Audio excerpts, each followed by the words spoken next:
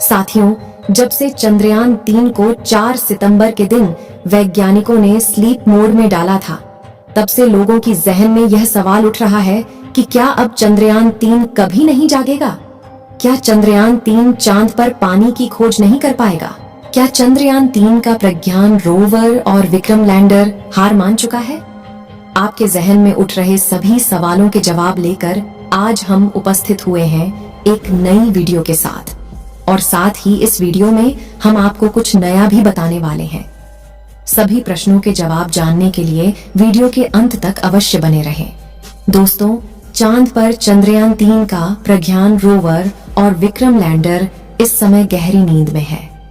इसरो के वैज्ञानिकों ने 4 सितंबर के दिन चंद्रयान 3 के विक्रम लैंडर को स्लीप मोड में डाल दिया था, और उसके कुछ घंटे के बाद प्रज्ञान रोवर भी काम करने के बाद विक्रम के बगल में सो गया था, क्योंकि चांद के दक्षिणी ध्रुव पर धूप थोड़ी कम पड़ती है।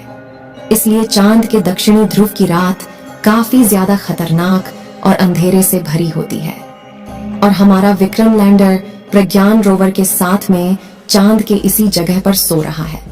और इस समय दोनों इतने ज्यादा अंधेरे में हैं कि अगर कैमरों द्वारा देखा जाए तो दिखाई नहीं दे सकते हैं। इस समय जिस जगह पर विक्रम लैंडर उपस्थित है, उस जगह का तापमान लगभग -250 डिग्री सेल्सियस के करीब पहुंच चुका था। लेकिन अब चांद के दक्षिणी ध्रुव पर 2 दिन बाद सुबह होने वाली है, इसलिए चांद के दक्षिणी ध्रुव का तापमान धीरे धीरे बढ़ने लगा है। यानी कि अनुमान लगाए तो इस समय चांद के दक्षिणी ध्रुव का तापमान लगभग 230 डिग्री सेल्सियस पहुंच चुका होगा। हमारे प्रज्ञान रोवर ने लेजर डिटेक्शन द्वारा चांद की मिट्टी में उपस्थित कुछ तत्वों का पता लगाया था, जिनमें ऑक्सीजन के साथ साथ aluminium, iron, chromium, manganese, silicon, titanium और सल्फर जैसे एलिमेंट उपस्थित है। और विक्रम लैंडर में लगे इंस्ट्रूमेंट के द्वारा सूरज के किरणों की प्लाज्मा रेडिएशन के बारे में भी पता लगाकर हमारे इसरो के वैज्ञानिकों तक जानकारी भेजी गई थी।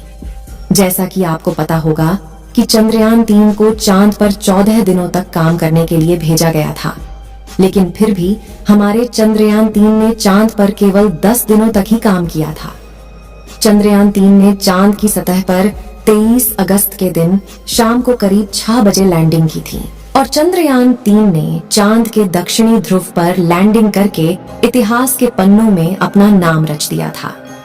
यह पल भारतवासियों के लिए बहुत ही खुशी का माहौल था, क्योंकि चंद्रयान 3 के सॉफ्ट लैंडिंग की लाइव स्ट्रीम पर दुनिया भर की स्पेस एजेंसी नजर गड़ाए बैठी थी, क्योंकि उन्हें भी पता चल गया था कि भारत कुछ ऐसा करने वाला है जो इतिहास में आज तक किसी भी देश ने नहीं किया। यहाँ तक कि अमेरिका, जापान और चीन जैसे देश इसके पहले भी चांद के इस इलाके पर लैंडिंग करने की कोशिश कर चुके थे, लेकिन इसमें भी नाकाम थे। फिर भी भारत के होनहार वैज्ञानिकों ने इस कारनामे को भी सफलतापूर्वक कर दिखाया था। 23 अगस्त को लैंडिंग करने के बाद प्रज्ञान रोवर और विक्रम लैंडर ने 2 सितंबर तक चांद पर एक्सपेरिमेंट किया था, और वैज्ञानिकों के द्वारा 4 सितंबर के दिन इसे स्लीप मोड में डाल दिया गया था। जिस समय चांद पर यह दोनों गहरी नींद में थे, उसे समय चांद की कड़कती ठंडी में इनके इंस्ट्रूमेंट का काम कर पाना नामुमकिन था। इसलिए वैज्ञानिकों ने उनके सारे इंस्ट्रूमेंट को बंद कर दिए थे, ताकि वह सुरक्षित बने रहें और दोबारा से सुबह होने पर इनको फिर से चलाया जा सके। लेकिन -250 डिग्री सेल्सियस की ठंडी को झेल पाना इतना भी आसान नहीं होता। अगर इतनी ज्यादा ठंड में हम अपने मोबाइल फोन को रख दें, तो हमारा मोबाइल फोन शायद ही दोबारा काम कर पाए, और इसकी बैटरी तो बिल्कुल पूरी तरह से खराब हो जाएगी। और मोबाइल फोन में लगी मेमोरी कार्ड में भी दरारें आने लगती हैं। लोगों के मन में यह सवाल उठ रहा है कि क्या विक्रम लैंडर और प्रज्ञान रोवर के साथ भी ऐसा ही हुआ होगा? तो इसके लिए आपको बता दें कि वैज्ञानिकों को इसके बारे में पहले से जानकारी थी, इसलिए उन्होंने इसका निर्माण करते समय इसमें काफी ज्यादा इंसुलेटर पदार्थ का इस्तेमाल किया था, जिससे कि चांद की कड़कती ठंड में भी ये दोनों आसानी से सुरक्षित रह सके। इसकी बैटरी को भी बचाने के लिए कार्बन जैसे मिश्रित धातुओं से बनी इंसुलेटर का इस्तेमाल किया गया था, जिससे कि टेम्परेचर का बहुत ज्यादा प्रभाव उनकी बैटरी पर ना पड़े। वैज्ञानिकों ने एक्स पर पोस्ट के माध्यम से जानकारी देते हुए बताया है कि यह संभावना जताई जा रही है कि यह दोनों चांद की सतह पर दोबारा से कम करना शुरू कर देंगे, क्योंकि अभी तक चंद्रयान 3 ने चांद पर पानी की खोज नहीं कर पाई है। ऑक्सीजन और सल्फर जैसी कीमती धातुओं को तो खोज लिया है, लेकिन हाइड्रोजन की खोज कर पाना अभी बाकी है। जब तक चांद पर हाइड्रोजन की खोज नहीं हो जाती, तब तक चांद पर पानी पाया जाना असंभव है। आपको जानकारी के लिए बता दें कि चांद के वायुमंडल में ऑक्सीजन मौजूद नहीं है, बल्कि चांद की मिट्टी में अन्य तत्वों के साथ साथ ऑक्सीजन भी मौजूद है।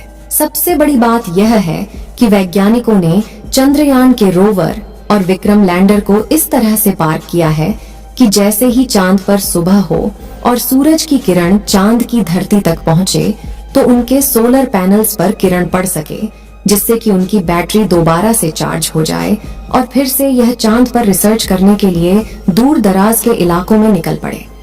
इस समय चांद के दक्षिणी ध्रुव पर घोर अंधेरा छाया हुआ है और टेम्परेचर अब धीरे धीरे बढ़ने लगा है।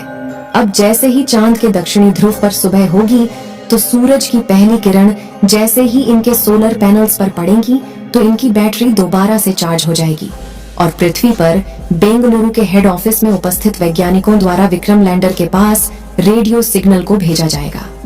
अगर विक्रम रेडियो सिग्नल को रिसीव करके धरती तक जवाब वापस भेजता है, तो यह मान दिया जाएगा कि चंद्रयान 3 अभी भी सही सलामत बचा हुआ है। लेकिन अगर वैज्ञानिकों के द्वारा भेजी गई रेडियो सिग्नल का जवाब पृथ्वी तक वापस नहीं आता है, तो यह मान लिया जाएगा कि चांद के इलाके में हमेशा के लिए राजदूत बनकर खड़े रहेंगे। चांद पर 22 सितंबर के दिन इस इलाके में सुबह होगी और सूरज की किरण विक्रम लैंडर और प्रज्ञान रोवर पर पड़ने लगेगी। लेकिन ऐसे में यह दोनों जाग कर फिर से कम कर पाएंगे या नहीं, इसके बारे में कुछ भी नहीं कहा जा सकता है। आपको जानकारी के लिए बता दें कि चंद्रयान 3 की सफलता के